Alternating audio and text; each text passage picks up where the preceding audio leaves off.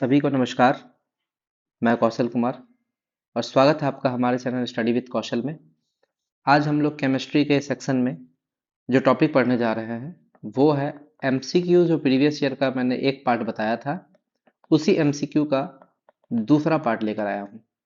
तो चलिए बिना लेट किए मैं इसको स्टार्ट कर देना चाहता हूँ। एमसीक्यू का 2-3 पार्ट चलेगा जिसमें आपका बहुत ही प्रीवियस ईयर क्वेश्चन जो इंपॉर्टेंट है, जो बार बार एग्जाम में रिपीट होते हैं, जहां आप फंस सकते हैं, उन क्वेश्चन को डिस्कस किया जाएगा। और विश्वास रखिए आपके एग्जाम में कब कौन क्वेश्चन लड़ जाएगा कह नहीं सकते। और बहुत ही अच्छा अच्छा क्वेश्चन मैंने लिया है, चुन के सारे बढ़िया बढ़िया क्वेश्चन को मैंने सेलेक्ट किया है। तो अच्छे से पढ़िए और अच्छे से ध्यान दीजिए। हो सकता है इसमें बहुत सारे लोगों को ये क्वेश्चन आता होगा और बहुत सारे लोगों को ये क्वेश्चन नहीं आता होगा। तो ध्यान दीजिए और पढ़ाई कीजिए। मैं ये सेशन आप पे कंटिन्यू कंटिन्यू रखूंगा और अच्छे से पढ़ाई कीजिए। चलिए स्टार्ट करते हैं। आज का पहला क्वेश्चन, वनस्पति फाइबर का आधार क्या है? कोई भी वनस्पति फाइबर होता है उसमें सेल्यूलोज होता है। सेल्यूलोज। पिछले वीडियो में हम आपको बताया था कि कागज जो है वो भी सेल्यूलोज का ही बनता है। अगला क्वेश्चन, नाइलॉन। नाइलॉन का अगर फुल फॉर्म हम लोग देखें तो नाइलॉन का फुल फॉर्म होता है NY का मतलब न्यूयॉर्क, और NON LON का मतलब होता है लंदन। न्यूयॉर्क और लंदन इसका फुल फॉर्म है। ठीक है, ये है पहला संश्लेषित बहुलक, यानी कि फर्स्ट संश्लेषित बहुलक यही है। ऐसे बहुलक में ये फाइबर में आता है। ठीक है, पहला संश्लेषित फाइबर। जब मैं आपको पॉलीमर चैप्टर पढ़ाऊंगा तो वहां पे इस पे पूरे डिटेल में बताऊंगा। नायलॉन जो है वो पॉलीएमाइड पॉलीमर है, यानी कि एमाइड ग्रुप से बना होता है। एमाइड यानी कि NH2। ठीक है, ये ग्रुप होता है एमाइड। ठीक है, और नायलॉन के आविष्कारक जो है वैलेस एच कैराथर्स, मेनली इसको माना जाता है। ठीक है, वैलेस एच कैराथर्स। ये अगर एग्जाम में पूछेगा तो मुझे लगता है कि 100 में से एक लड़का भी नहीं इसका आंसर दे पाएगा। ठीक है, नायलॉन का आविष्कारक है वैलेस एच कैराथर्स। तो आप लास्ट का वर्ड याद रखिए, कैराथर्स। ठीक है, आगे। टेरिलीन जो है किसका बहुलक है? दो चीज का बना होता है। पहला है इथिलीन ग्लाइकोल और दूसरा आपसे पूछ रहा है कि कौन सा अम्ल है। तो ये एक अम्ल होता है जिसको बोलते हैं टेरिथैलिक एसिड। टेरिथैलिक एसिड। तो इसमें दो चीज हो गया, एक तो हो गया आपका इथिलीन ग्लाइकोल और टेरिथैलिक एसिड, ये मिला के बनाता है टेरिलीन। ठीक है, टेरिलीन का बहुत सारा कपड़ा होता है। पेट्रोलियम की गुणवत्ता किस में मापी जाती है? तो पेट्रोलियम की गुणवत्ता नापी जाती है ऑक्टेन नंबर में। Octane number. ठीक है, और अगर वही आपसे क्वेश्चन पूछे कि डीजल की गुणवत्ता किस में मापी जाती है, तो डीजल की गुणवत्ता मापी जाती है C10 नंबर। C10, कहीं कहीं इसको सेक्सटेन नंबर भी लिख देते हैं। ठीक है, तो ये भी आपको ध्यान रखना है। C10 या सेक्सटेन नंबर, जो भी आपका रहे ऑप्शन में देख लीजिएगा। हाँ, अगला क्वेश्चन है पेट्रोल की एंटी नॉक प्रॉपर्टी, यानी कि स्फोटक विरोधी गुणवत्ता बढ़ाने के लिए उसमें क्या मिलाया जाता है? तो पेट्रोल की एंटी नॉक प्रॉपर्टी को बढ़ाने के लिए उसमें मिलाया जाता है TEL, जिसको बोलते हैं tetra ethyl lead. Tetra ethyl lead. चलिए, ये सब क्वेश्चन आपका बार बार एग्जाम में रिपीट करता है, एग्जाम में पूछेगा। आपको इतना प्रैक्टिस कर लेना है कि एग्जाम में छूटे नहीं आपसे।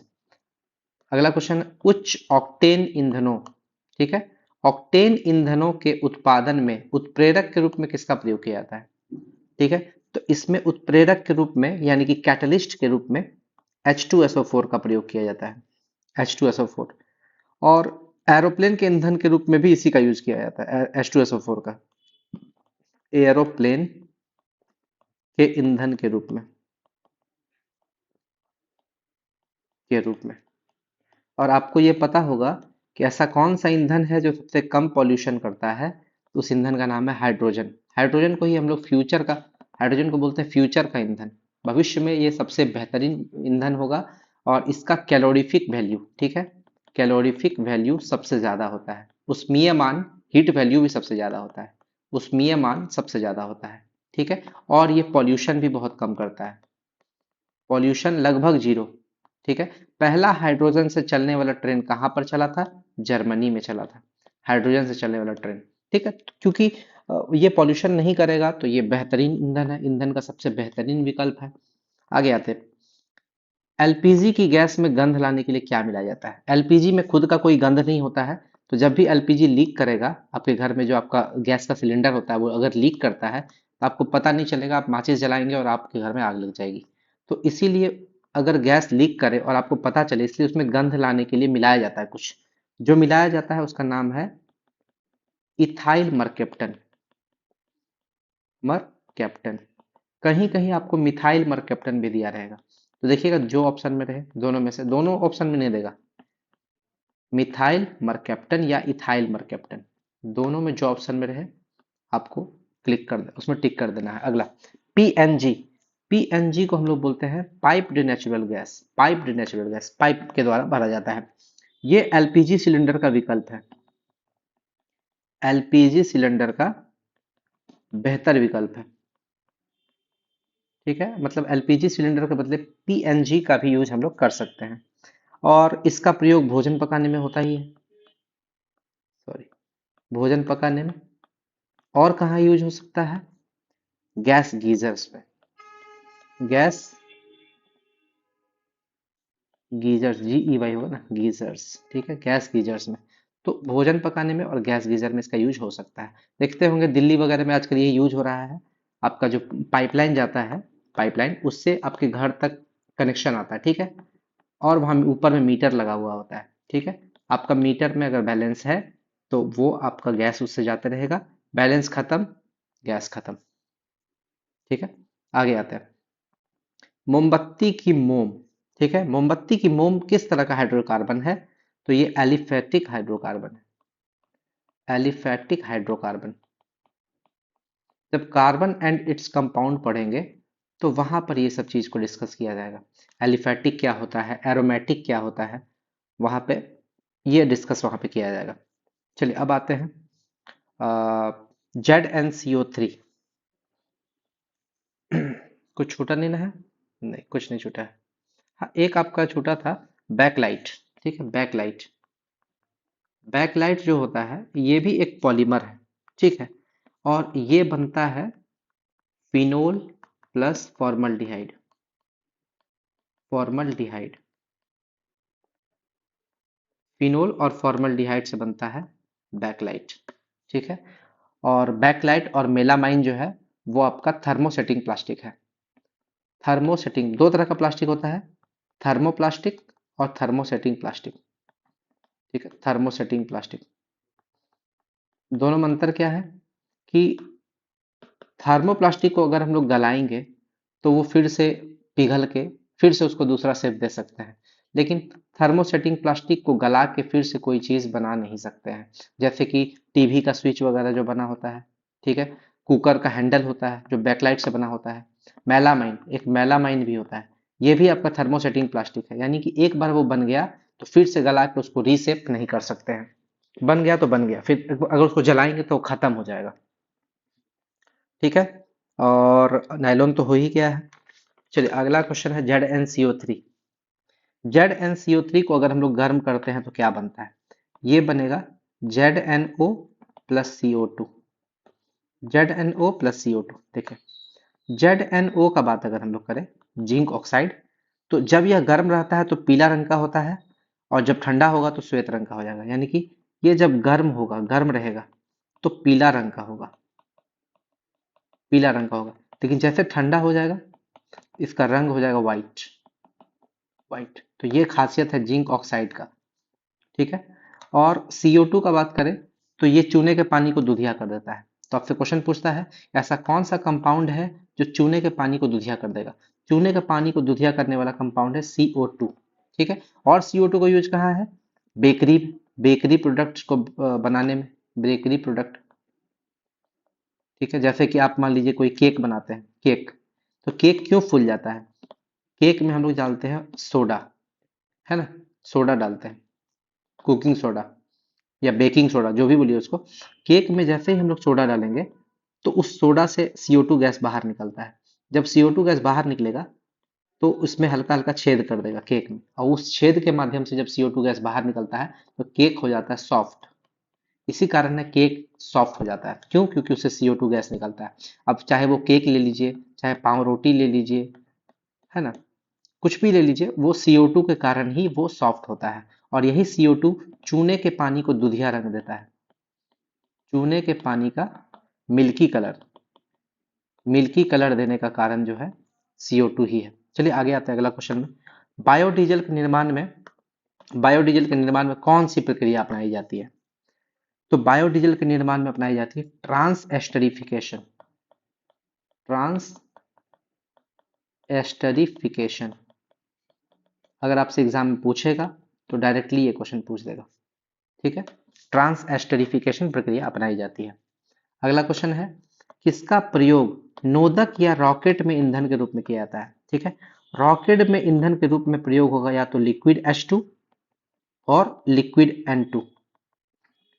द्रव हाइड्रोजन और द्रव नाइट्रोजन दोनों को मिक्स करके बनाया जाता है, लिक्विड हाइड्रोजन और लिक्विड नाइट्रोजन। ठीक है, और आपको एक क्वेश्चन पूछता है कि जो ऑक्सीजन सिलेंडर होता है, ऑक्सीजन सिलेंडर जो गोताखोर लोग यूज करता है, या जो उसमें कौन सा गैस मिलाया जाता है? तो हीलियम। उसमें हीलियम गैस मिलाया जाता है, ये आपको याद रखना है।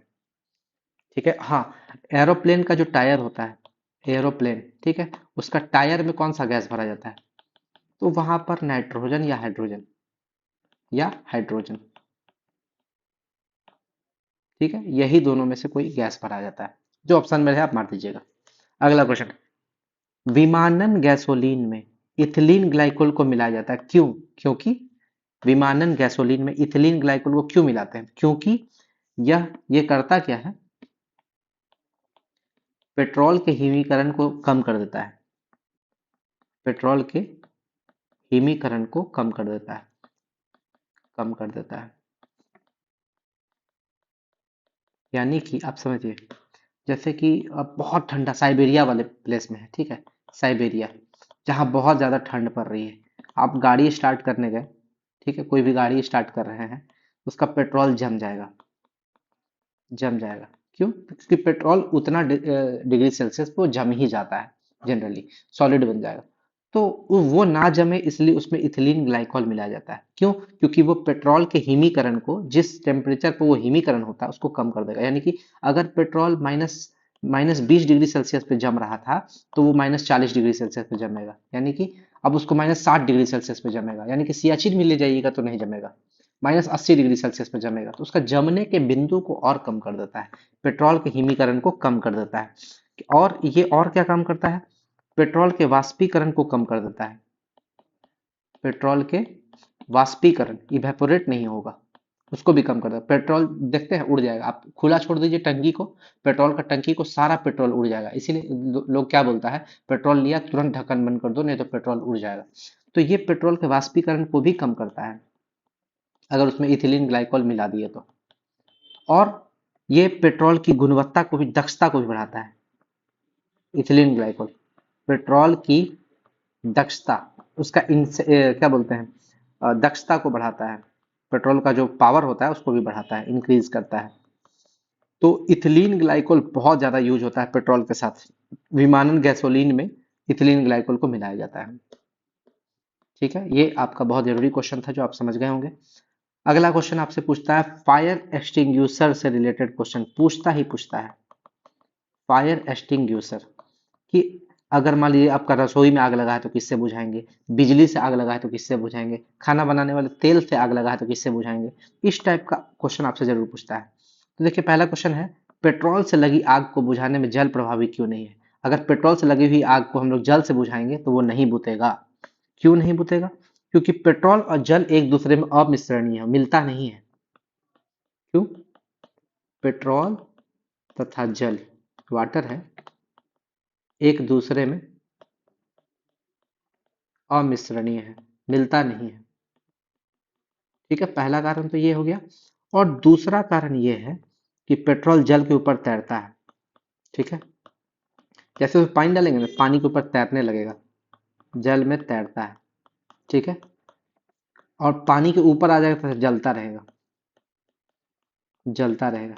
यानी कि यहाँ पर पानी है, पेट्रोल इसके ऊपर में आ जाएगा और वो जलता रहेगा, वो जलता रहेगा। यानी कि पेट्रोल कितना भी पानी डाल दीजिए वो हमेशा ऊपर में ही रहेगा क्योंकि उसका डेंसिटी कम होता है। ठीक है, ये खासियत है। और क्या खासियत, पेट्रोल से लगी आग को किससे बुझाएंगे? पेट्रोल से लगी आग को कैसे बुझाएंगे? तो ये बुझता है, इसके लिए स्पेशल एक फायर एक्सटिंग्विशर आता है, इसको बोलते हैं फोम टाइप फायर एक्सटिंग्विशर। ठीक है, फोम टाइप। तो आपका इतना तरह का पेट्रोल से लगी आग पानी से नहीं बुझेगा, कभी नहीं, कभी नहीं। ठीक है, खाने के तेल से लगे, देखिए खाने के तेल जो आप सरसों तेल वगैरह में जो आग लगता है, उसमें जो आग लगा है वो किससे बुझाएगा, उसको किससे बुझाएंगे? तो इसके लिए आता है wait chemical type, wait chemical type fire extinguisher को एफ ई लिखते हैं, अग्निशामक। फायर एक्सटिंग्विशर को हिंदी में क्या बोलते हैं? अग्निशामक, अग्निशामक। ठीक है, विद्युत से लगी आग, जैसे मान लीजिए आपका तार से आग लग गया है, पानी से बुझाइएगा तो करंट मार देगा, मर जाइएगा, कभी पानी से मत बुझाइएगा। तो बिजली से लगी आग को बुझाने के लिए CO2 type, CO2 type, CO2 type.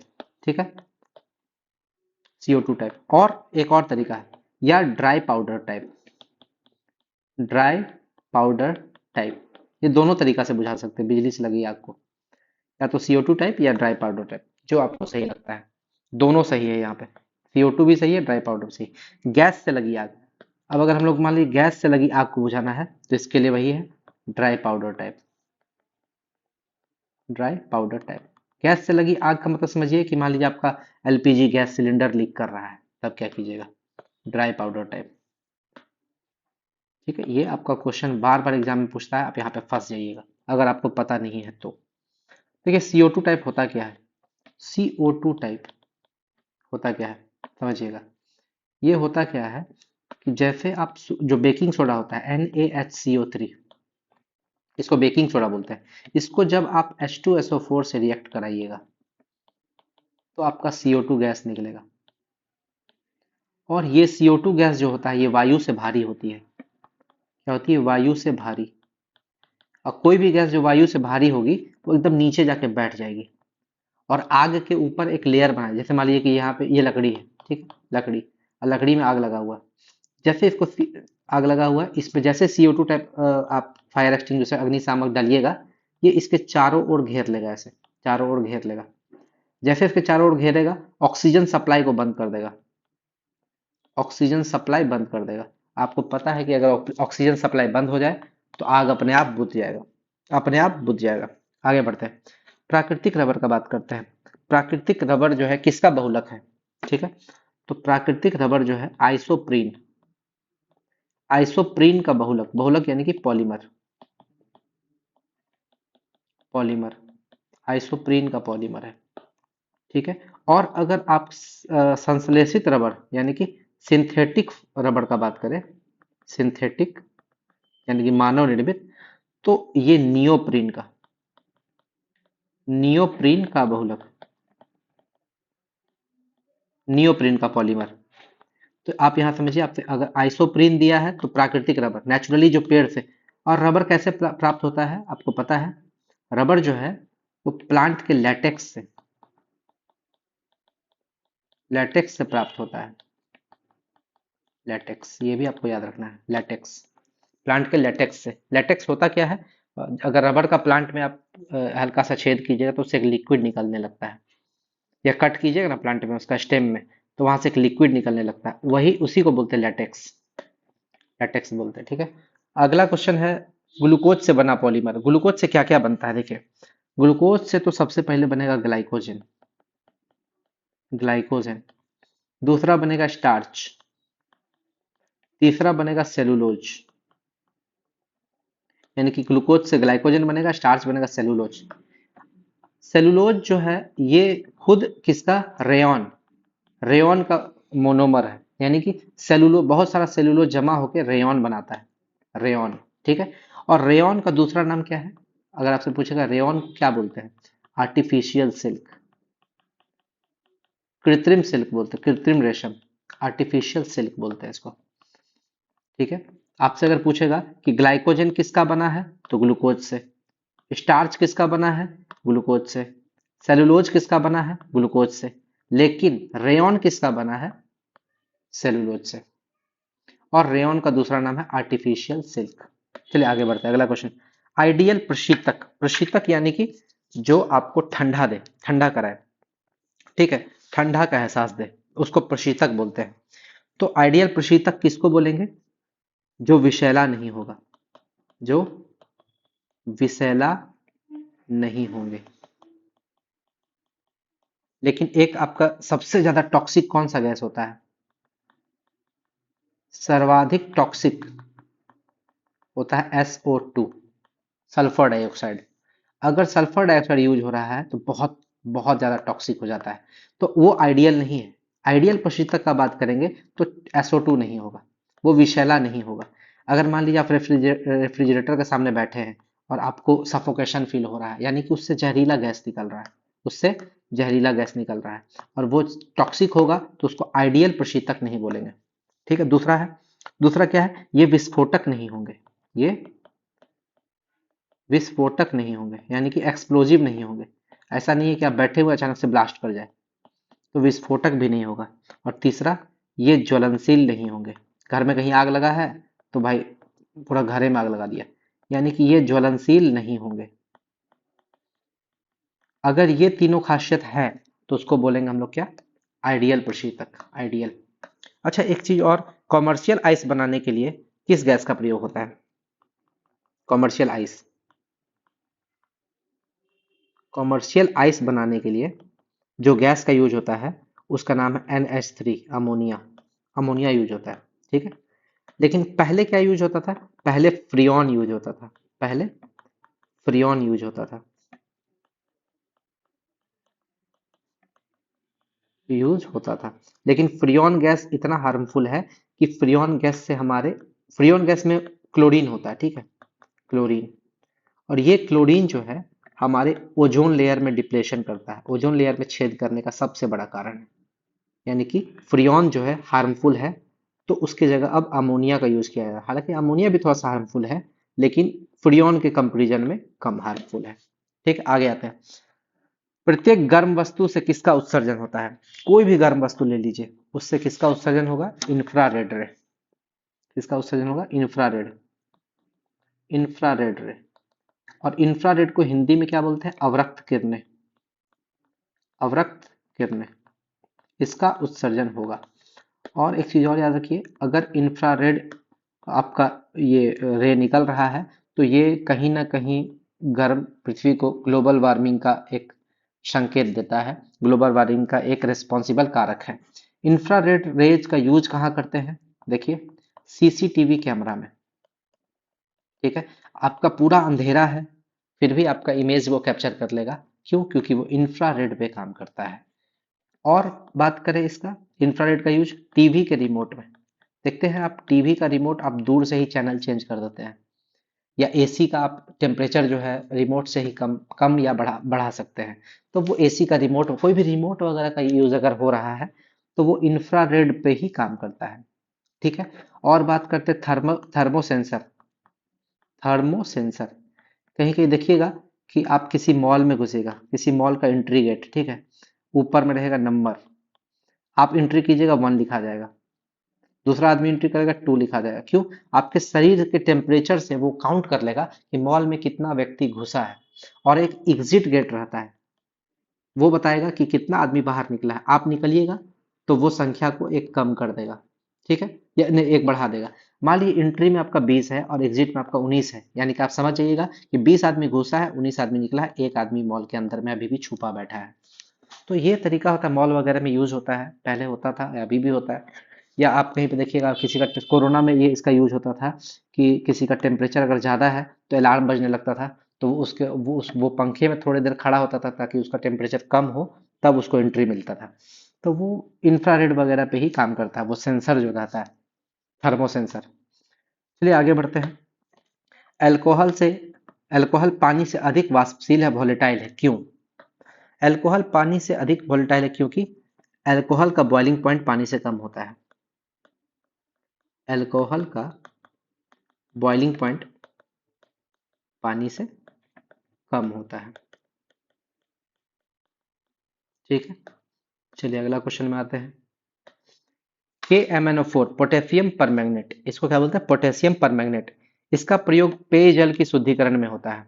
ठीक है, क्योंकि यह एक स्ट्रॉन्ग ऑक्सीडाइजिंग एजेंट है। यह एक स्ट्रॉन्ग ऑक्सीडाइजिंग एजेंट है। ठीक है, स्ट्रॉन्ग ऑक्सीडाइजिंग। अच्छा, एक क्वेश्चन और पूछता है, नगर पालिका से जो नगर निगम का जो पानी आता है, उसमें जो सेंट होता है, वो वो किसका सेंट होता है? KMnO4 का ही सेंट होता है, इसका पोटेशियम परमैंगनेट का ही। तो नगर पालिका के पानी में जो गंध होता है, उसका कारण है पोटेशियम परमैंगनेट। ये मिलाई जाती है पानी को साफ करने के लिए।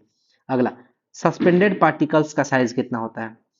सस्पेंडेड पार्टिकल, जिसको निलंबित कण क्या बोलते हैं? निलंबित कण। इसका साइज 1000 नैनोमीटर से ज्यादा होता है। और वही अगर आपसे पूछे कोलाइडल सॉल्यूशन का, तो ये होता है 10 नैनोमीटर से 1000 नैनोमीटर। तो इसको एक बार देख लीजिएगा, थोड़ा सा गलती भी हो सकता है, आप मिला लीजिएगा इसको। ये क्वेश्चन पूछा हुआ है। और सस्पेंडेड पार्टिकल और कोलाइडल पार्टिकल, ये दोनों आपका क्या शो करते हैं? Tyndall effect. क्या शो करते हैं? Tyndall effect. टिंडल इफेक्ट क्या होता है? प्रकाश की किरणों को फैला देना। जैसे आप दूध है ना, मान लीजिए कि दूध का गिलास है, मान लीजिए यहाँ पे आपका दूध का गिलास है। ठीक है, दूध का गिलास में जब आप लाइट मारिएगा, तो जब इससे बाहर निकलेगा ना, तो प्रकाश फैल जाएगा, यानी कि आया था इतना कम और बाहर निकला ज्यादा। तो प्रकाश की किरणों को फैला देना टिंडल इफेक्ट कहलाता है। आगे आते हैं, रंगीन गैस किसको बोलते हैं? रंगीन गैस बोलते हैं क्लोरीन को। क्लोरीन। ठीक है, और ये क्लोरीन गैस जो है, वो हल्का पीला और हरा रंग का, हल्का हरा और पीला रंग का होता है। क्योंकि रंग दर्शाता है, इसलिए इसको हम लोग क्या बोलते हैं? रंगीन गैस। ठीक है, रंगीन गैस। आगे, जल के निर्जलीकरण में क्या प्रयुक्त होता है? जल के निर्जलीकरण में ब्लीचिंग पाउडर का यूज होता है। Bleaching powder. ब्लीचिंग पाउडर, इसका फॉर्मूला होता है CaOCl2।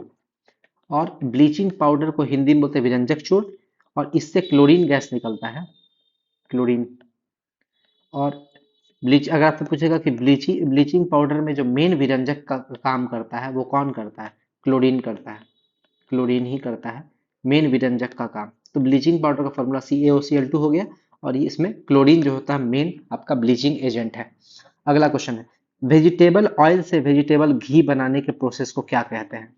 तो वेजिटेबल ऑयल, देखिए यहाँ पे, वेजिटेबल ऑयल से वेजिटेबल घी बनाने के लिए सबसे पहले तो निकेल नामक कैटलिस्ट, निकेल या कभी कभी प्लेटिनम या कैडमियम, ये कैटलिस्ट का यूज होता है। सबसे ज्यादा यूज होगा आपका निकेल। निकेल, ये कैटलिस्ट का यूज होगा। ठीक है, और इसमें हाइड्रोजन गैस का यूज होगा। और इस प्रक्रिया को बोलते हैं हाइड्रोजिनेशन। हाइड्रोजिनेशन या हाइड्रोजनीकरण। हिंदी में क्या बोलते हैं? हाइड्रोजनीकरण। ये वनस्पति तेल से वनस्पति घी बनाने की प्रक्रिया है। चलिए आगे, अगला, कोल गैस किसको बोलते हैं? कोल गैस बोलते हैं CO+H2+CH4। वाटर गैस किसको बोलते हैं? CO+H2। और प्रोड्यूसर गैस CO+H2+N2। यानी कि समझिए, CO+H2 तो आपको सब में कॉमन देना है। वाटर गैस में बस CO और H2 होगा। कोल गैस, कोयला वाला गैस में मीथेन, जानते हैं कि कोयले की खान से मीथेन निकलता है, तो उसमें मीथेन ऐड कर दीजिए। Producer gas N2, nitrogen. Nitrogen होता है प्रोड्यूसर गैस में। तो CO+H2 में आपका एक बस मीथेन डाल दीजिए, कोल गैस, नाइट्रोजन डाल दीजिए, प्रोड्यूसर गैस। चलिए आगे बढ़ते हैं, अगला क्वेश्चन। नाइट्रोजन तथा फास्फोरस की अधिक सांद्रता के कारण क्या होता है? इसकी अधिक सांद्रता के कारण जल में क्षारता उत्पन्न होती है। क्षारता यानी कि एल्कलाइन नेचर। एल्केलाइन नेचर को ही बोलते हैं क्षारता। पानी जो है क्षारीय हो जाता है, एल्केलिन हो जाता है। क्षारता उत्पन्न होती है जल में, क्षारता। और इसको ट्रीट कैसे किया जाता है, ठीक कैसे किया जाता है? अगर पानी में मान लीजिए क्षारता उत्पन्न हो जाए, तो इसको कैसे ठीक करेंगे? इसके उपचार के लिए पानी में क्या मिलाया जाता है? जिप्सम। जल में जिप्सम मिलाया जाता है, मिलाया जाता है। ठीक है, तो ये भी आपका हो गया, इंपॉर्टेंट था। आगे WHO के अनुसार, WHO का एक स्टैंडर्ड होता है, वो स्टैंडर्ड देता है अपना कि पेयजल में अगर क्लोरीन की सांद्रता मिनिमम कितनी होनी चाहिए। तो क्लोरीन की जो मिनिमम सांद्रता है वो 0.2 मिलीग्राम पर लीटर होनी चाहिए, इससे ज्यादा नहीं होनी चाहिए। ठीक है, और क्या बोलता है कि जल में फ्लोरीन की अधिकता से क्या होता है? फ्लोरीन नहीं, फ्लोराइड कर दीजिए, फ्लोराइड। फ्लोराइड, जल में अगर फ्लोराइड की अधिकता हो जाए तो इससे फ्लोराइसिस होता है, फ्लोराइसिस, फ्लोराइसिस नामक रोग हो जाता है। कैडमियम की अधिकता से, मरकरी की अधिकता से होता है मीना माता रोग, मीना माता। ठीक है, मीना माता रोग। अगला कैडमियम की अधिकता से इटाई इटाई, इटाई इटाई नामक रोग हो जाता है। ठीक है, एक क्वेश्चन और आपसे पूछता है, नाइट्रेट है ना, जल में अगर आपका नाइट्रेट का अधिकता हो जाए, नाइट्रेट, इससे आपका हो जाता है blue baby syndrome, blue baby syndrome. तो जल से होने वाला बहुत सारा बीमारी है। कॉपर की अधिकता, अगर मान लीजिए कॉपर की अधिकता से होता है विल्सन रोग, विल्सन, विल्सन रोग। ठीक है, और आर्सेनिक की अधिकता से, आर्सेनिक है ना, आर्सेनिक की अधिकता से होता है ब्लैक फुट, ब्लैक फुट नामक रोग हो जाता है। तो ये भी आपको याद रखना है, इतना सारा बीमारी होता है। चलिए आगे बढ़ते हैं। जल में चारकोल मिलाने पर क्या होता है? जल में अगर आप चारकोल मिलाइएगा तो क्या होगा? ये चारकोल जो है, जितना भी जल में प्रदूषक है, पोल्यूटेंट है, उसको एब्जॉर्ब कर लेता है। क्या करेगा ये? जल में उपस्थित उपस्थित प्रदूषकों को, पॉल्यूटेंट्स को एब्जॉर्ब करता है, एब्जॉर्ब करता है। आगे अगला क्वेश्चन है, किसके अवक्षेपण से स्टैलेसाइट और स्टैलेग्माइट बनते हैं? सबसे पहले तो ये समझिए स्टैलेसाइट और स्टैलेग्माइट होता क्या है। जब आप किसी गुफा में जाइएगा ना, गुफा में उसका दीवार से ऐसे ऐसे ऐसे ऐसे लटका हुआ रहता है कुछ सॉलिड, वो एक्चुअली वो होता क्या है कि वो कैल्शियम कार्बोनेट नीचे लटकता है और वो जम जाता है, कैल्शियम कार्बोनेट। ठीक है, वो नीचे जम जाता है। उसी तरह नीचे से भी एक ऊपर उठता है, गुफाओं में होता है जनरली। आप किसी भी गुफा में जाइएगा तो इस टाइप का ऊपर से नीचे लटका हुआ और नीचे से ऊपर लटका हुआ कुछ होता है, वो कैल्शियम कार्बोनेट गुफाओं और केव्स की छतों से लटकती हुई ठोस आकृति होती है। ठीक है, छत से और जमीन से भी। जब छत से लटकेगा तो उसको स्टेलेसाइट बोलते हैं, और जब जमीन से ऊपर जाएगा तो उसको स्टेलेग्माइट बोलते हैं। और ये होता क्या है? कैल्शियम कार्बोनेट के कारण जमता है वो, कैल्शियम कार्बोनेट। ठीक है, अगला क्वेश्चन, अल्कोहल वाटर के मिश्रण से वाटर को पृथक करने के लिए कौन सी प्रक्रिया अपनाई जाती है? तो ये प्रक्रिया होती है डिस्टिलेशन, डिस्टिलेशन, डिस्टिलेशन। अगला क्वेश्चन है, पानी से आयरन तथा मैग्नीशियम को किस प्रक्रिया द्वारा हटाएंगे? पानी से आयरन और मैग्नीशियम को, मैग्नीशियम नहीं, मैग्नीज, मैग्नीज कर लीजिए, मैग्नीज को, ये हम लोग है क्लोरीनीकरण, क्या बोलते हैं? क्लोरीनीकरण, क्लोरीनीकरण प्रक्रिया द्वारा हटाएंगे। ठीक है, अगला क्वेश्चन, कौन सी गैस न्यूनतम ताप पर द्रव में बदल सकती है, मिनिमम ताप पर? इसका नाम है हाइड्रोजन। हाइड्रोजन जो है बहुत कम ही टेम्परेचर पर उसको द्रव में बदला जा सकता है। हम आपको बता चुके हैं हाइड्रोजन जो है फ्यूचर का हम लोग का ईंधन है। ट्रिपल पॉइंट क्या होता है? जिस ताप पर, जिस ताप पर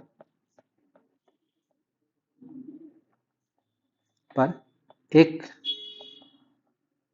शुद्ध पदार्थ, कोई भी जो कोई भी प्योर सब्सटेंस है, उसका सॉलिड, लिक्विड और तीनों ठोस, द्रव तथा गैस, तीनों अवस्था एक साथ रह सकती है, एक साथ रह सकती है, सकती है, यानी कि एक ऐसा टेम्परेचर है और प्रेशर भी। ठीक है, एक पार्टिकुलर टेम्परेचर और प्रेशर पर ही होगा ट्रिपल पॉइंट। ठीक है, टेम्परेचर और प्रेशर फिक्स रखेंगे तो वो क्या होगा? वो ठोस, द्रव और गैस तीनों एक ही जगह पर आपका रहेगा, ठोस द्रव इक्विलिब्रियम में रहेगा। जैसे आप सब आपका इसका बात, टेम्परेचर और प्रेशर का जब अगर हम लोग ग्राफ बनाते हैं, टीपी, टीपी ग्राफ, टेम्परेचर और प्रेशर का ग्राफ, तो टीपी ग्राफ के बाईं तरफ पदार्थ जम जाता है। ये क्वेश्चन पूछता है, टीपी टेम्परेचर के प्रेशर ग्राफ का जो है बाईं तरफ पदार्थ जम जाएगा, पदार्थ क्या होगा, जम जाएगा। और टीपी के टेम्परेचर प्रेशर के दाईं तरफ, इसके दाएं तरफ बात करेंगे तो पदार्थ जो है गैस बन के उड़ जाएगा। दाईं तरफ पदार्थ ऊर्ध्वपातित हो जाएगा, सब्लिमेट हो जाएगा, ठीक है, उड़ जाएगा, गैस बन के ऊपर उड़ जाएगा, ऊर्ध्वपातित हो जाएगा। तो बाएं जम जाएगा, दाएं उड़ जाएगा, और ऊपर का बात करें, ऊपर द्रव अवस्था में रहेगा। टेम्परेचर प्रेशर ग्राफ के ऊपरी भाग में, ऊपरी भाग पर द्रवित होता है, यानी कि लिक्विड के रूप में रहेगा, द्रवित होता है। तो ये आपको कोई बताएगा नहीं, आपको मैं समझा रहा हूँ कि अगर उसके टेम्परेचर प्रेशर के बाईं तरफ, दाईं तरफ और ऊपरी भाग में क्या होगा, जम जाएगा, ऊर्ध्वपातित होगा और द्रवित रहेगा, द्रव अवस्था में रहेगा। एक और क्वेश्चन पूछता है वाटर का ट्रिपल पॉइंट, पानी का, उसको याद रखिएगा। पानी का ट्रिपल पॉइंट क्या होता है? पानी के लिए अगर ट्रिपल पॉइंट का बात करें तो टेम्परेचर याद रख लीजिए, टेम्परेचर होता है 273.16 केल्विन, 273, या इसको डिग्री सेल्सियस में बोलेंगे तो होता है ये 0.01 डिग्री सेल्सियस। और प्रेशर का अगर बात करें, प्रेशर कितना होता है, प्रेशर होता है 611.657 पास्कल। ये भी आपको याद रखना है, 611.657 पास्कल। अगला अगला क्वेश्चन है कि जल वाष्पीकृत नहीं होगी, कब नहीं होगी? जल तब वाष्पीकृत नहीं होगी जब उसका क्या बोलते हैं, ह्यूमिडिटी 100% हो जाए। ह्यूमिडिटी यानी कि आर्द्रता, आर्द्रता कितना हो जाए, 100% हो जाए। देखिएगा जब आपका ये मौसम रहता है ना, बादल लगा हुआ रहता है, कपड़ा जल्दी नहीं सूखता है, क्यों? क्योंकि उसमें ह्यूमिडिटी बढ़ जाता है। ह्यूमिडिटी बढ़ेगा ना जैसे, तो आपका देखिएगा बहुत पसीना आएगा, कपड़ा सूखेगा ही नहीं जल्दी। तो जल वाष्पीकृत होगा ही नहीं, इवेपोरेशन 0 हो जाएगा अगर ह्यूमिडिटी आपका 100% हो जाए तो। अगला क्वेश्चन, आपको दिमाग भी लगाना है इस क्वेश्चन में, ठीक है। शुद्धिकरण की प्रक्रिया, जो शुद्धिकरण की प्रक्रिया होती है, में गंदले पानी का उपचार फिटकिरी से करते हैं, ठीक है। इस प्रक्रिया को क्या बोलते हैं? कोगुलेशन, कोगुलेशन बोलते हैं। स्कंदीकरण, हिंदी में क्या बोलते हैं? स्कंदीकरण। यानी कि जब फिटकिरी क्या होगा, जो गंदगी है उसके ऊपर बैठ जाएगा और उसको नीचे जमा देगा, सारा गंदगी के ऊपर बैठ के उस गंदगी को नीचे जमा देगा, इसी को बोलते हैं कोगुलेशन, स्कंदीकरण। आगे आते हैं, अगला क्वेश्चन, किसी और या अयस्क को वायु की अनुपस्थिति में उसके मेल्टिंग पॉइंट से कम ताप पर गर्म करने को क्या कहते हैं? इसको बोलते हैं निस्तापन। क्या बोलते हैं? निस्तापन, निस्तापन बोलते हैं, ठीक है। और जनरली ये किसको करते हैं हम लोग? कार्बोनेट, ऑक्साइड या हाइड्रोक्साइड वाले ओर को करते हैं। किसके? हाइड्रोक्साइड या ऑक्साइड या कार्बोनेट, ये जिस ओर में लगा होता है ना, इस ओर को हम लोग निस्तापन प्रक्रिया का यूज करते हैं। यानी कि हाइड्रोक्साइड, ऑक्साइड या कार्बोनेट वाले ओर के लिए को हम लोग क्या करते हैं?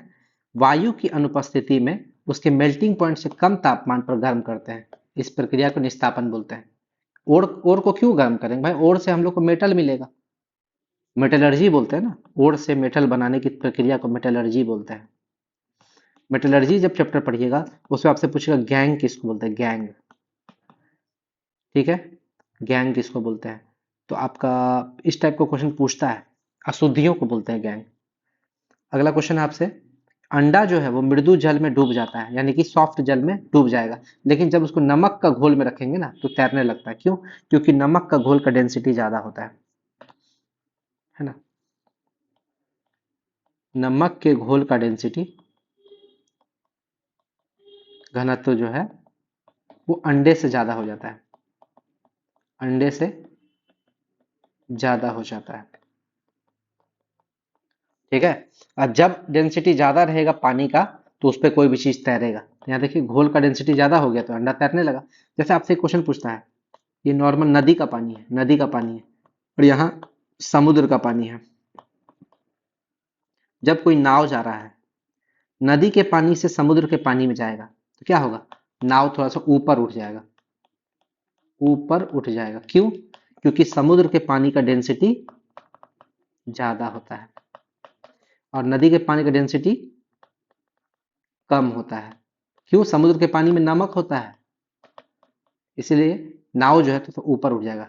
और समुद्र के पानी में तैरना आसान है। क्यों? क्योंकि समुद्र आपको हेल्प करेगा तैरने में, आपको ऊपर उठा देगा, तैरना आसान है। ठीक है, नॉर्मल वे में यही है, समझिए इसको।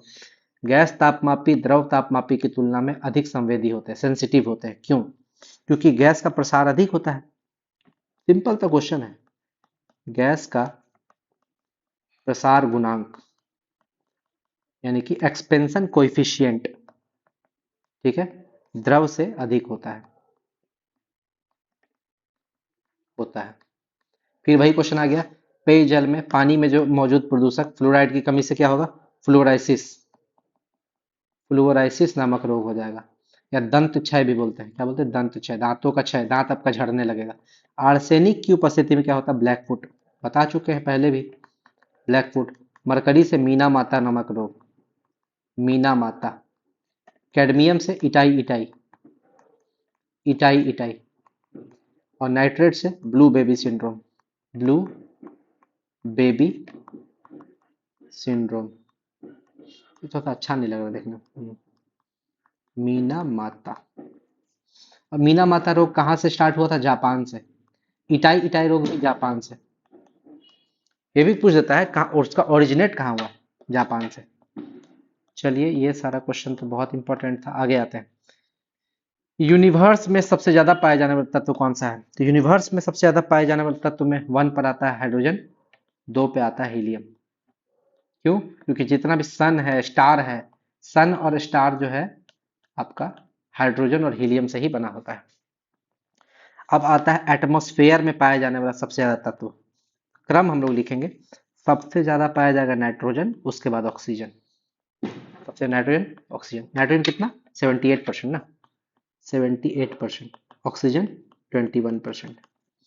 अब मानव की बॉडी में सबसे ज्यादा पाया जाने वाला तत्व, हम लोग अपना बॉडी में अगर बात करें तो मानव की बॉडी में सबसे ज्यादा होगा ऑक्सीजन, फिर कार्बन। ऑक्सीजन कितना परसेंटेज भी लिख देते हैं, रुकिए। ऑक्सीजन होगा आपका लगभग 60 से 65%। और सेकंड नंबर पर कार्बन, कार्बन 15 से 20%, 15 से 20%। ठीक है, तो हम लोग के शरीर में, हमारे बॉडी में, मानव शरीर के बॉडी में ये है क्रम। अब अर्थ क्रस्ट में, जमीन के अंदर भूपर्पट्टी में, अर्थ क्रस्ट मतलब कि भूपर्पट्टी, भूपर्पट्टी का बात कर रहे हैं, तो भूपर्पट्टी में सबसे ज्यादा पाया जाने वाला तत्व, एलिमेंट का बात कर रहे हैं, तो सबसे ज्यादा पाया जाने वाला तत्व का अगर सीक्वेंस हम लोग लिखेंगे, ऑक्सीजन, फिर सिलिकॉन, फिर एल्यूमिनियम। ठीक है, ऑक्सीजन है 49%, सिलिकॉन है 27% और एल्यूमिनियम है 7.8%। यानी कि इसमें भी सबसे ज्यादा ऑक्सीजन हो गया, ऑक्सीजन सबसे ज्यादा हो गया 49%, सिलिकॉन एल्यूमिनियम। लेकिन अगर धातु पूछे, मेटल, ऑक्सीजन क्या है, नॉन मेटल, ऑक्सीजन क्या है, नॉन मेटल, सिलिकॉन क्या है, नॉन मेटल, और एल्यूमिनियम क्या है, मेटल। तो मेटल का अगर बात करें तो सबसे ज्यादा हो जाएगा एल्यूमिनियम, मेटल अगर पूछे तो। भूपर्पट्टी में सबसे ज्यादा क्या पाया जाएगा, ऑक्सीजन, लेकिन सबसे ज्यादा पाया जाने वाला मेटल, तो मेटल में तो एल्यूमिनियम है। न्यूनतम सबसे कम क्या पाया जाएगा, ये भी क्वेश्चन पूछा हुआ है, सबसे कम पाया जाता है एस्टेटीन।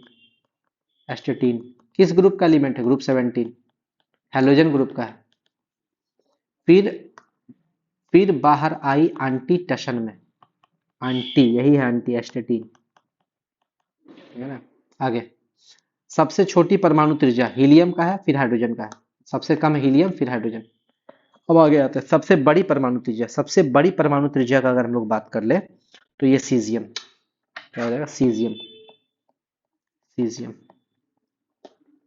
अब एक चीज और समझ लीजिए, जो आयोनाइजेशन एनर्जी होता है या आयनन ऊर्जा, इसको क्या बोलते हैं, आयनन ऊर्जा या विभव भी बोलते हैं, आयनन विभव, ठीक है।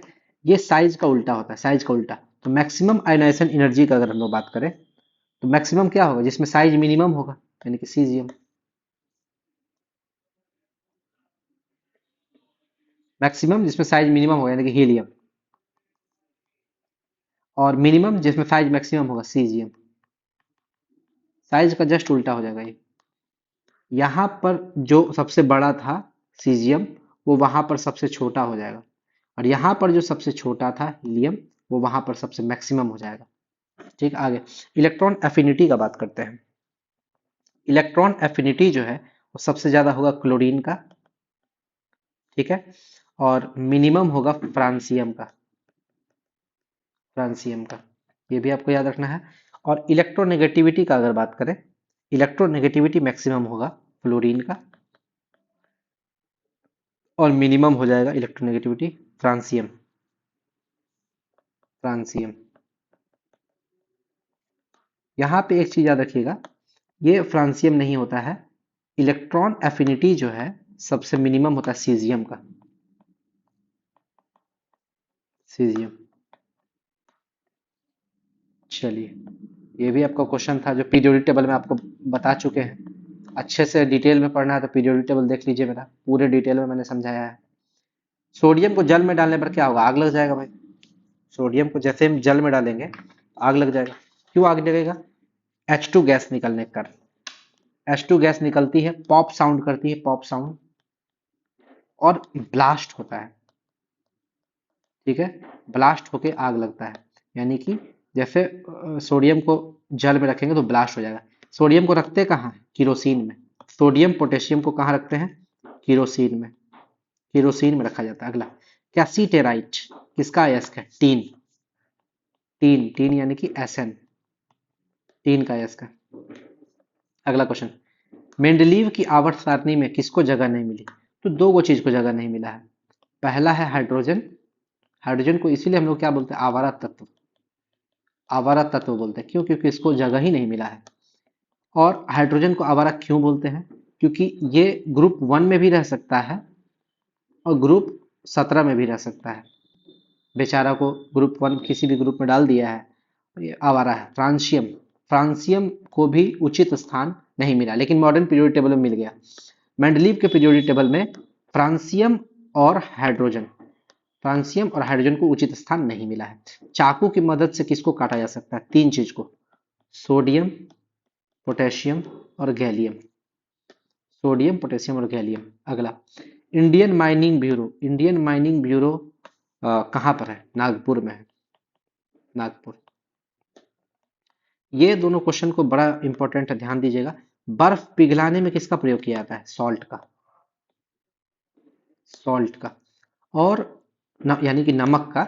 बर्फ को पिघलाने की, देखिएगा जब ठंडा स्थान में सड़क पर नमक जमा हुआ होता है ना, तो वहां पे बर्फ को पिघलाने पे नमक का यूज किया जाता है। नमक जैसे डालिएगा वो बर्फ को पिघला देगा। और अगला क्वेश्चन क्या है कि बर्फ को देर तक जमाने के लिए किसका प्रयोग होता है, यहाँ भी नमक का। लेकिन सर ये कैसे हो रहा है, ये तो बड़ा हम लोग विचित्र क्वेश्चन है। एक जगह नमक जो है पिघला दे रहा है, एक जगह जमा दे रहा है, अंतर क्या है दोनों में। यहाँ पर ओपन प्लेस है, ओपन प्लेस यानी कि खुला जगह है। जैसे रोड, रोड पर बर्फ जमा हुआ है तो वो तो खुला है ना, ऊपर से पूरा खुला है। लेकिन जब कोई आइसक्रीम वाला, आइसक्रीम वाला देखते हैं ना, आइसक्रीम वाला है ना, आइसक्रीम, आइसक्रीम में जब आप आइसक्रीम का जो बंद रहता है उसके अंदर, उसके अंदर आइसक्रीम को ठंडा रखने के लिए किनारे किनारे वो बर्फ डालता है। उस बर्फ को ज्यादा देर तक जमाने के लिए उसमें नमक मिलाता है। क्योंकि ये जो सॉल्ट डाले हैं ओपन प्लेस में, ओपन प्लेस में, तो ये क्या करता है, बर्फ को पिघलाता है। यानी कि ये किस तरह का रिएक्शन है, एक्सोथर्मिक रिएक्शन है, यानी कि हीट को रिलीज करता है, और हीट रिलीज करता है, उसी हीट से वो जो है ये आपका पिघल जाता है बर्फ। लेकिन ये जो है आपका, ये क्लोज्ड प्लेस का है, बंद प्लेस का है, यानी कि ये एक तरह का इंडोथर्मिक रिएक्शन है, इंडोथर्मिक रिएक्शन। और इंडोथर्मिक रिएक्शन क्या होता है, आसपास से हीट को ले लेता है। जैसे हीट को आसपास का ले लेगा तो वो ठंडा हो जाएगा, ठंडा हो जाएगा तो वो जमाने में हेल्प कर देगा। ये क्वेश्चन बड़ा इंपॉर्टेंट है, फंसा सकता है एग्जाम में, इसलिए याद रखिएगा। ये सड़क पर बर्फ को, है ना, सड़क पर जमे बर्फ को पिघलाने में नमक का यूज होता है। बर्फ को देर तक जमाने के लिए, जैसे कि आइसक्रीम है ना, आइसक्रीम आइसक्रीम वगैरह में देर तक जमाने के लिए भी वहां में नमक का यूज किया जाता है। अगला क्वेश्चन, जिंक का सबसे अच्छा स्रोत क्या माना गया है? ये आपका एग्जाम में पूछता है, डायरेक्ट आप मार दीजिए। और अष्टभुज, इसका नाम ही क्या है? अष्टभुज। अष्टभुज का प्रयोग किया जाता है। अष्टभुज, ये अष्टभुज में जिंक बहुत ज्यादा मात्रा में पाया जाता है। अगला, रासायनिक तत्वों विशेष रूप से नाइट्रोजन और फास्फोरस मिश्रित यौगिकों तत्वों से इकोसिस्टम की संपन्नता को क्या बोलते हैं? मतलब जहां पर नाइट्रोजन और फास्फोरस जो बहुत ज्यादा प्रचुरता में पाई जाती है, इसको बोलते हैं यूट्रोफिकेशन। Eutrophication, eutrophication. अगला क्वेश्चन, डिसैलिनेशन ऐसी प्रक्रिया जिसमें नमकीन पानी से खनिज पदार्थों को अलग किया जाता है। कैसी प्रक्रिया? ऐसी प्रक्रिया जिसमें नमकीन पानी से खनिज पदार्थों को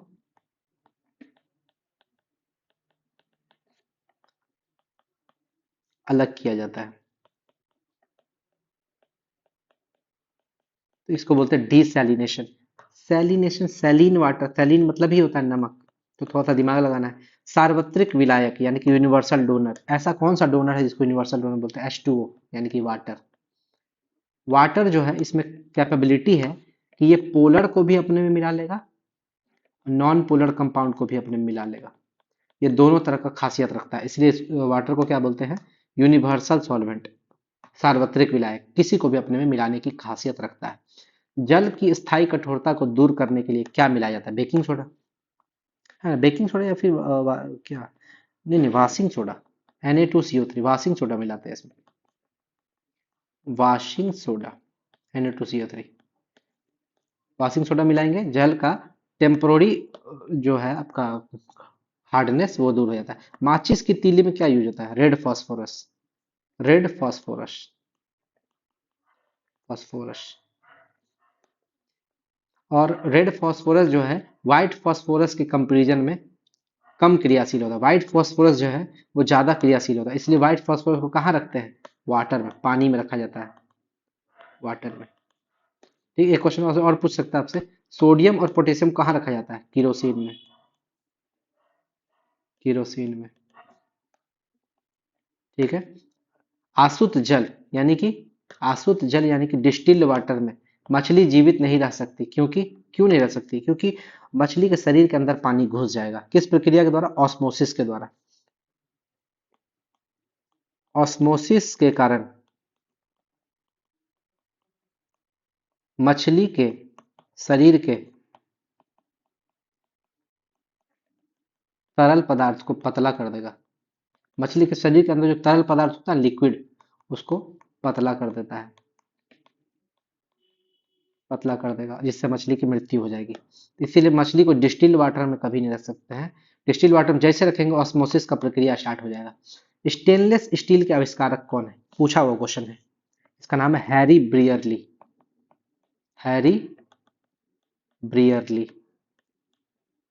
चलिए अगला क्वेश्चन, जल शोधन में अपनाई जाने वाली प्रक्रिया को क्या कहते हैं? जल शोधन में कौन सा प्रक्रिया अपनाया जाता है? रिवर्स ऑस्मोसिस, ऑस्मोसिस का उल्टा, रिवर्स ऑस्मोसिस। इसमें क्या होता है? गंदगी छना जाता है रिवर्स ऑस्मोसिस में। अगला, ऑटोमोबाइल एग्जॉस्ट में क्या होता है? लेड तो होगा ही, सबसे जरूरी है लेड, सबसे खराब पॉल्यूटेंट है लेड, और कार्बन मोनोऑक्साइड। ठीक है, लेड और कार्बन मोनोऑक्साइड, ये दोनों रहेगा। जल शोधन में प्रयुक्त क्या प्रयुक्त हो जाए? जल शोधन में एलम, फिटकिरी का यूज करते हैं जल को साफ करने में। फिटकिरी को से साफ करने की प्रक्रिया क्या कहलाती है? कोगुलेशन, बताए थे, कोगुलेशन, इसको निस्यंदन या फिर स्कंदन कुछ बोलता है ना, कोगुलेशन। और फिटकिरी का फॉर्मूला बताइए? Al2SO4 whole 3 into NH4 whole 2 SO4 into 24H2O, ये होता है फिटकिरी का फॉर्मूला। और फिटकिरी जिस प्रक्रिया से काम करता है उसको बोलते हैं कोगुलेशन। चौक का रासायनिक नाम क्या है? चौक, चौक का रासायनिक नाम है calcium carbonate, CaCO3, calcium carbonate. शक्कर शक्कर या नमक के घोल का तापमान बढ़ाने पर क्या होगा, उसकी विलेयता बढ़ जाएगी और अच्छे से घुल जाएगा। ठीक है, विलेयता बढ़ जाएगी, सॉल्युबिलिटी बढ़ जाएगी, विलेयता बढ़ जाएगी। चंद्रमा की सतह पर पाया जाने वाला तत्व, चंद्रमा की सतह पर पाया जाने वाला तत्व क्या है, टाइटेनियम। टाइटेनियम है। और टाइटेनियम का यूज कहाँ करते हैं ये भी आपको समझना है। इसका प्रयोग समुद्री जल से जंग सुरक्षा प्रदान करने में होता है। इसका प्रयोग समुद्री जल से जंग सुरक्षा, यानी कि समुद्र के जल में अगर आप किसी नाव को ले जाइएगा या कोई जहाज को ले जाइएगा तो वो जंग लग जाता है तुरंत उसको खराब, क्योंकि उसका सैलिनिटी ज्यादा होता है, तो वो वहां पे जंग लग जाता है, उसको खराब, नाव को खराब कर देगा। अगर टाइटेनियम से बनाएंगे तो उसको जंग रोधी बनाता है। ठीक है, समुद्री जल से जंग सुरक्षा प्रदान करने में होता है।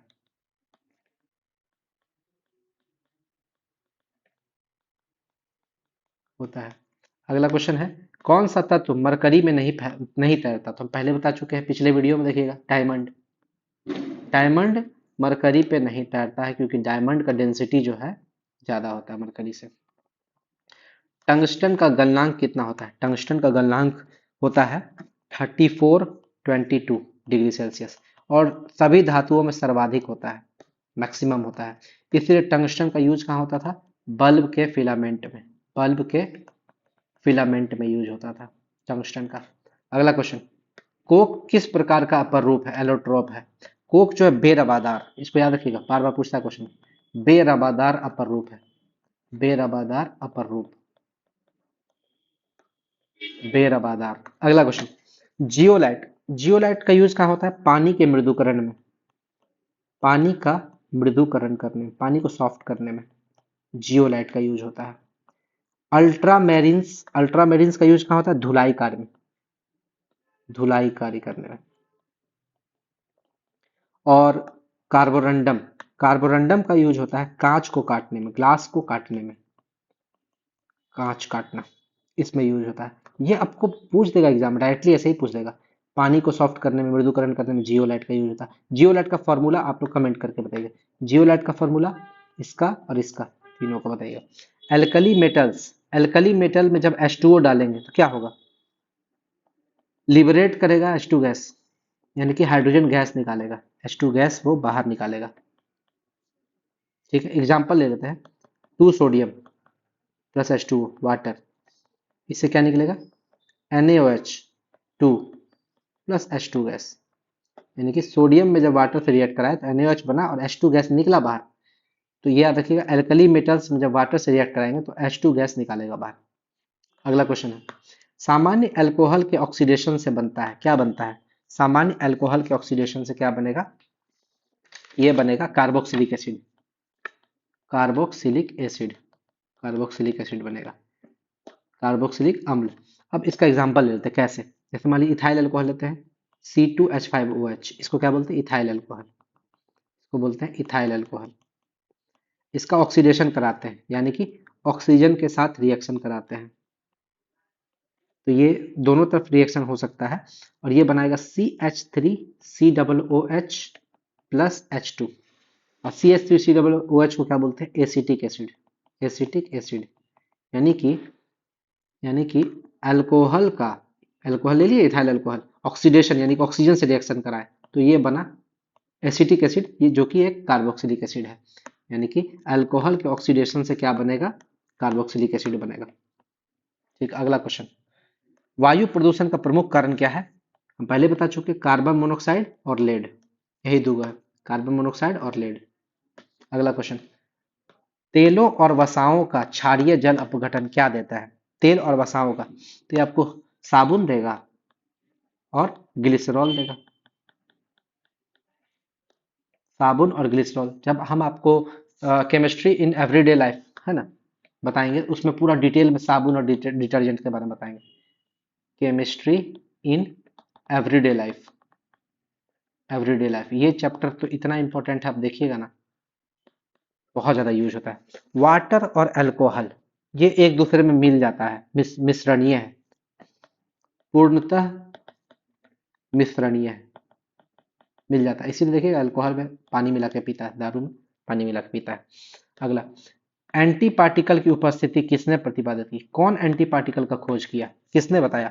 तो एंटी पार्टिकल को बताने वाले का नाम पीएएम डिरॉक, डिरॉक, एंटी पार्टिकल डिरॉक। अगला, एल्यूमिनियम सल्फेट का प्रयोग कहाँ होता है? दो जगह। पहला तो होता है आपका आग बुझाने में, किसमें? आग बुझाने में। दूसरा कपड़ों की छपाई में, कपड़ों की छपाई में।